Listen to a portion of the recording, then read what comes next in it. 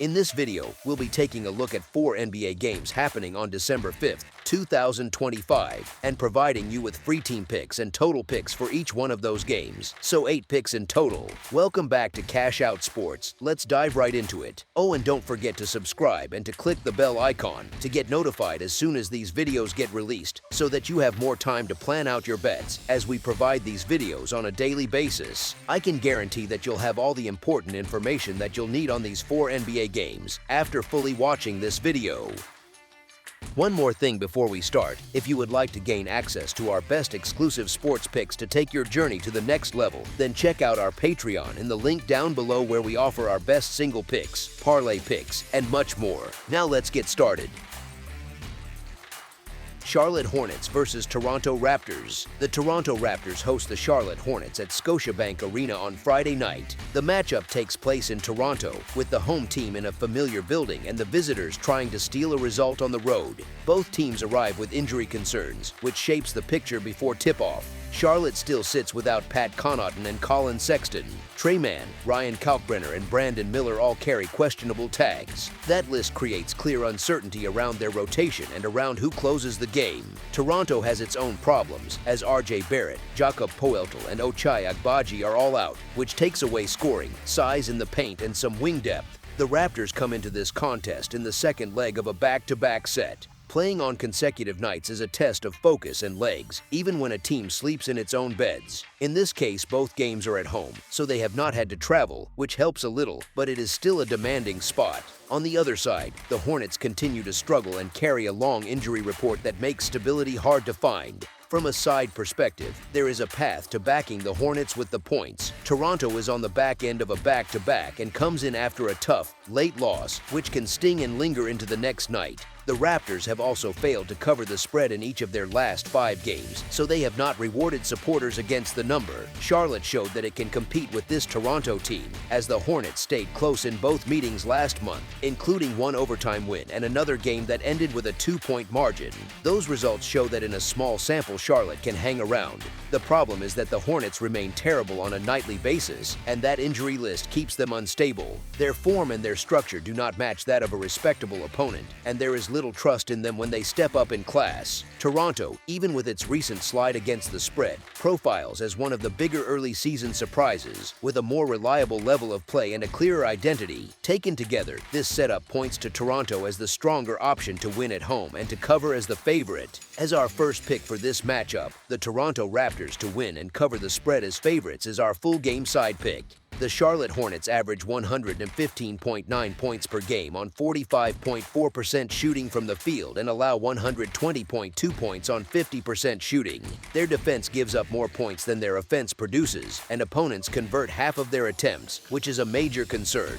From long range, Charlotte hits 34.4% of its three-point shots and converts 83% of its free throws, which keeps the offense afloat at times. On the glass, the Hornets grab 44.6 rebounds per game, which helps them finish possessions and start fast breaks, even if it does not fix their defensive issues. They also allow opponents to shoot 40.1% from beyond the arc, so their perimeter defense leaks points at a high rate. The Toronto Raptors average 117.8 points per game on 49.2% shooting and allow 113.2 points on 46% shooting. Their offense runs slightly more efficiently than Charlotte's, and their defense does a better job of holding teams below that 50% mark.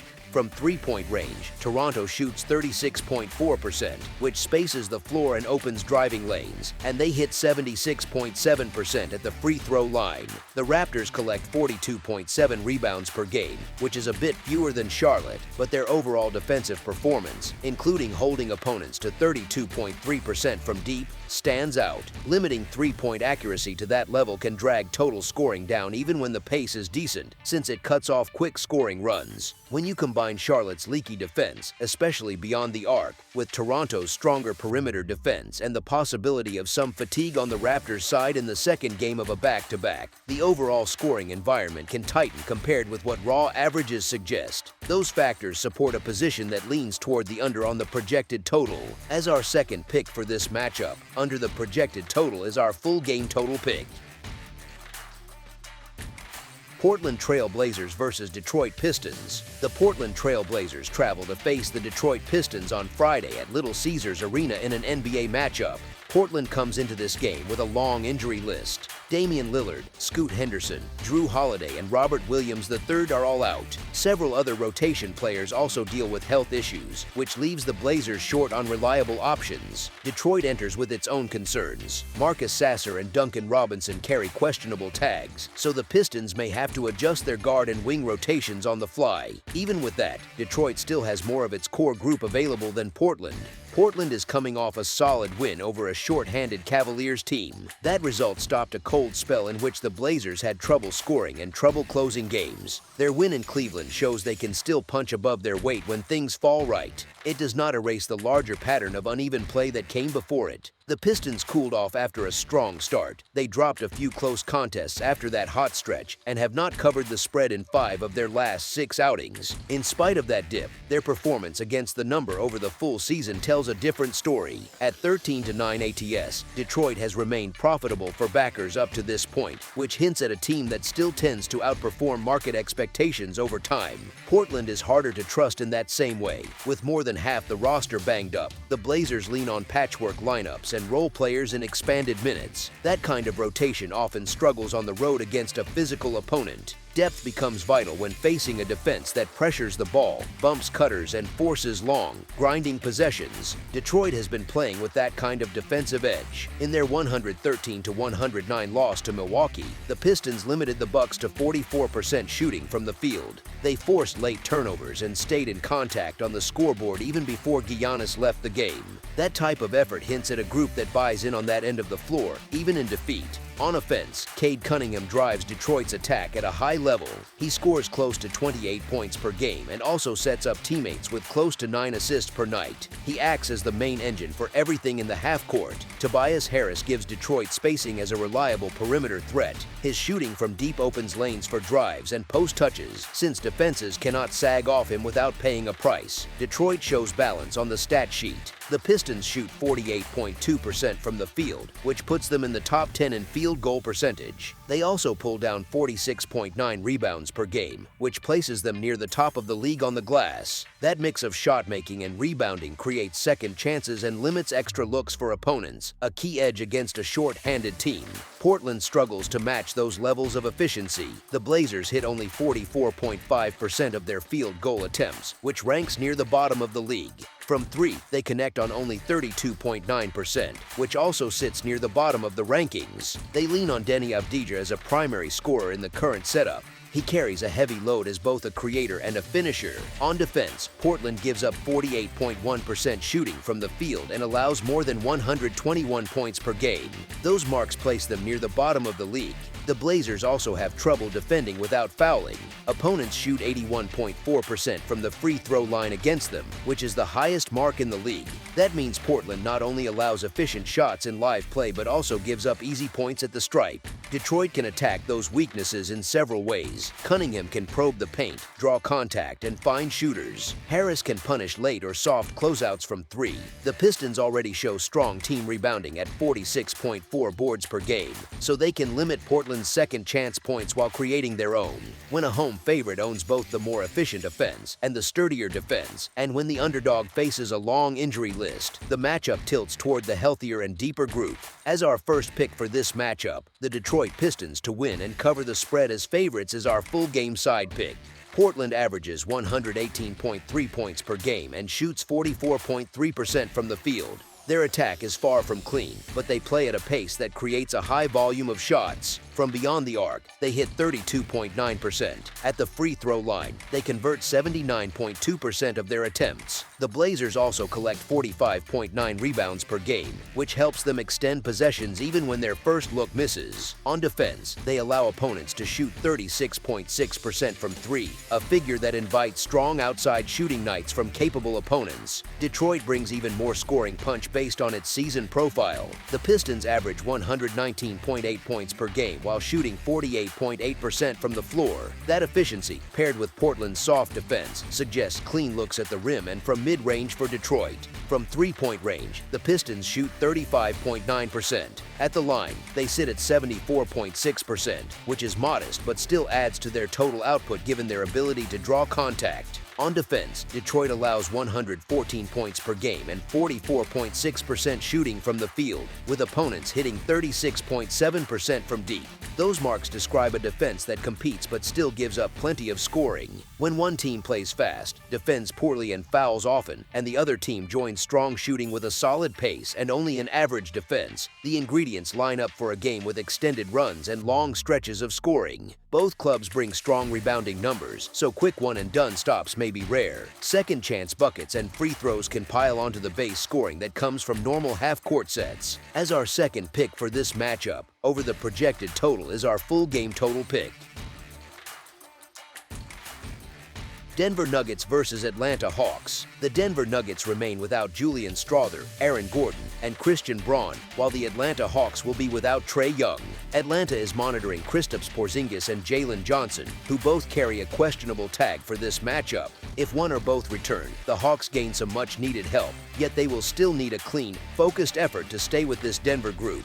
Denver comes into this contest after dropping 135 points on the Indiana Pacers, powered by 52 points from Jamal Murray. That game opened a 4-game road trip and showed how explosive Denver can be when its primary scorer finds a rhythm. Next up is another up-tempo opponent in the Hawks, who also prefer to push the pace and hunt early offense. The Nuggets will need to match that tempo while still running their half-court sets through Nikola Jokic. Oddsmakers showed strong early faith in Denver even with Gordon and Braun out, posting them as an 8.5-point road favorite. The spread has since shortened, which signals significant betting interest on the home side despite Denver's recent form. On the other side, the Hawks look to bounce back from a 115-92 defeat to the Los Angeles Clippers, their second straight loss. Jalen Johnson being scratched only a few hours before tip-off disrupted their rotation and frustrated bettors who backed Atlanta. The expectation is that Johnson suits up for Friday's game, which would stabilize their forward minutes. Porzingis, who has missed the last 10 days due to illness, could also rejoin the lineup and provide size and scoring. Even with those potential boosts, Atlanta's home results have been shaky. The Hawks sit at 4-5 straight up in home games and have covered the spread only 3 times in 10 outings at State Farm Arena. Their interior defense is also a concern, as they have allowed 56 points per game in the paint over their last 3 games, which is in line with the league's worst mark this season of 55.9 allowed by Sacramento. Denver's offensive profile is elite. The Nuggets average a league-best 124.6 points per game, shoot 51.2% from the field, and are close to 40% from three-point range. Murray's 52-point outburst against Indiana highlighted the ceiling of this offense when he attacks and finishes at all 3 levels. Jokic continues to post triple-double level production with scoring, rebounding, and playmaking, and that blend of skills bends any defense into tough decisions. Denver can play inside through Jokic and Graham, space the floor with multiple shooters, and run in transition after defensive rebounds. This combination of efficiency, spacing, and versatility has allowed Denver to handle numbers like this against opponents with middle-of-the-pack defenses. Given Atlanta's recent slip on that end of the floor, the matchup favors Denver's scoring options. The Hawks still have offensive punch. They average 116.9 points per game and shoot 48.5% from the field, with 36.9% from beyond the arc. Without Trae Young, however, they depend more on Jalen Johnson and Nickel Alexander-Walker to initiate and finish possessions. That shift in usage stresses players who are more comfortable as complementary scorers. Atlanta's defense allows 115.8 points per game on 46.4% shooting, and opponents have found good looks against their schemes. Facing Denver's high-powered attack with that profile is risky. On the glass, the gap widens. Atlanta collects 41.5 rebounds per game, which places them near the bottom of the league, while Denver ranks in the top 3 in rebounding. That edge helps Denver control tempo and create second-chance opportunities, which matters when laying points on the road. From a betting standpoint, Atlanta has rewarded backers at times this season and often appears undervalued by the market. They have had stretches where spreads seem too generous against them and still failed to adjust. Even so, the current injury report does not move in their favor, and they enter this game on a 2-game skid that includes a lopsided defeat to a struggling Clippers team. team. Denver, despite missing important rotation pieces, remains a threat every night and has stayed profitable with a 13-8 record against the spread this season. The Nuggets have also dominated this head-to-head series recently, going 5-0 straight up and against the spread in the last 5 meetings with the Hawks. Jamal Murray's current form strengthens the case for Denver. His 52-point game should boost his confidence and draw extra attention from the defense, which in turn frees Jokic and the supporting cast. On the road, Denver has been reliable, with a 9-2 straight-up record away from home.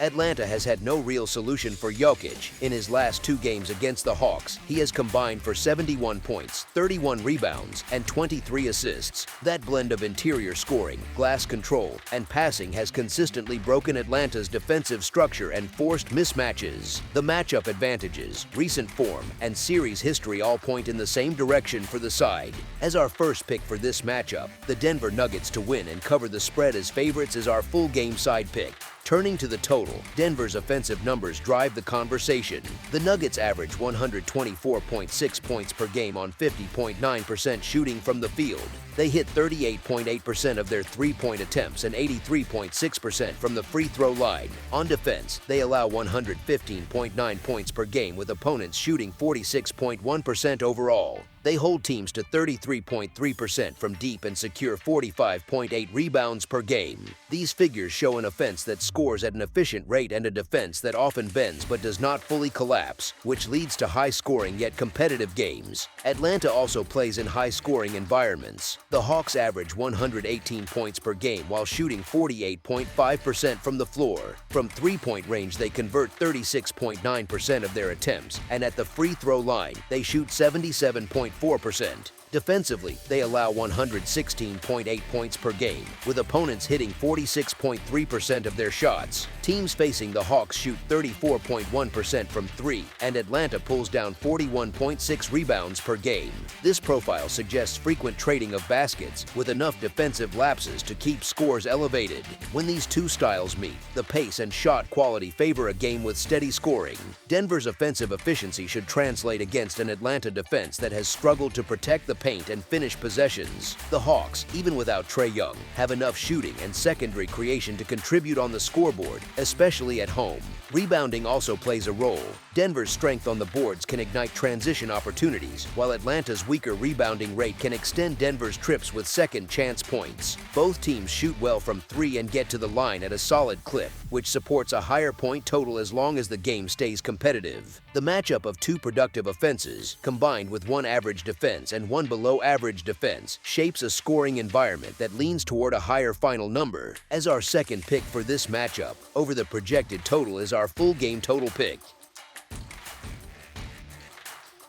Phoenix Suns versus Houston Rockets. The Houston Rockets host the Phoenix Suns at the Toyota Center on Friday night. Houston sits at home with a deeper group, while Phoenix heads in with a short bench and limited scoring options. The Suns enter this matchup shorthanded, with Jalen Green and Devin Booker both ruled out. That strips a large share of their perimeter scoring and on-ball creation.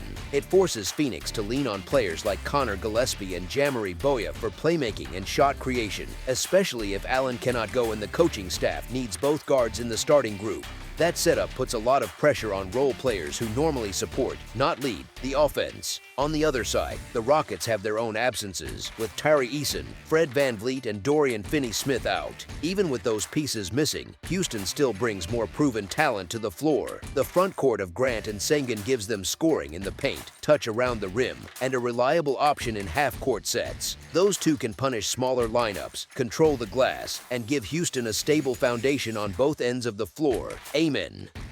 Thompson adds length and athletic defense on the perimeter. His presence allows Houston to pressure the ball, switch on screens, and bother the Suns' replacement guards. When Thompson, Grant, and Sengun share the court, Houston can protect the rim and still close out to shooters. That defensive edge matters against a Phoenix team that now needs secondary players to hit tough shots off the dribble. Houston also carries some momentum in this matchup. The Rockets have won 5 straight games in this series and have covered the spread in 4 of those contests. That trend reflects how their physical style and superior depth have matched up with the Suns over a meaningful sample, not a one-off result. These teams just met on Monday. In that contest, Houston ran away with an 11-4-92 win, even though Brooks poured in 29 points for Phoenix. The box score and the flow of that game underlined the gap in overall talent and lineup stability. The Suns' role players, including Gillespie and Williams, deserve real credit for how they picked up the slack in that earlier win on Monday, yet the lack of top-end firepower still showed over 4 quarters. With Booker out, Phoenix needs extended production from those same role players, and that is a hard ask on the road against a longer and more physical Rockets squad.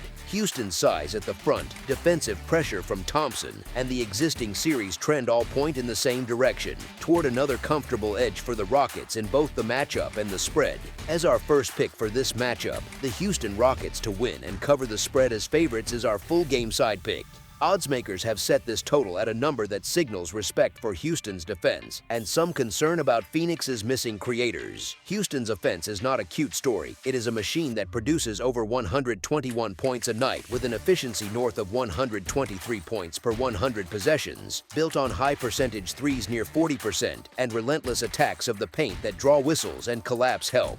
They are comfortable in slower games, yet when they smell weakness in a rotation, they lean into second chance points, free throws, and transition bursts off live ball turnovers, all of which are the hidden engines of an over. Phoenix, even without their lead guard and Jalen Green, have quietly turned into a strong shooting team in their own right this season, sitting around the top 10 in three-point percentage and playing a style that lets them fire roughly 43s a night. So when they trail, the shot diet naturally tilts toward quick, high-value attempts. We have already seen this group trade punches in high-scoring games with the Thunder and Nuggets, landing in the 240-point neighborhood even when short-handed, and their most recent win in Los Angeles pushed past a total in the low 230s despite losing their star guard before halftime. Now they step into a building where the home side owns one of the league's best point differentials, one of its most efficient offenses, and a top 3 three-point percentage. And that mix often creates exactly the kind of game where the favorite scores with ease while the underdog leans on volume shooting and late scoring from role players and benches in a decided fourth quarter, keeping the scoreboard moving even if the result feels settled. As our second pick for this matchup, over the projected total is our full game total pick.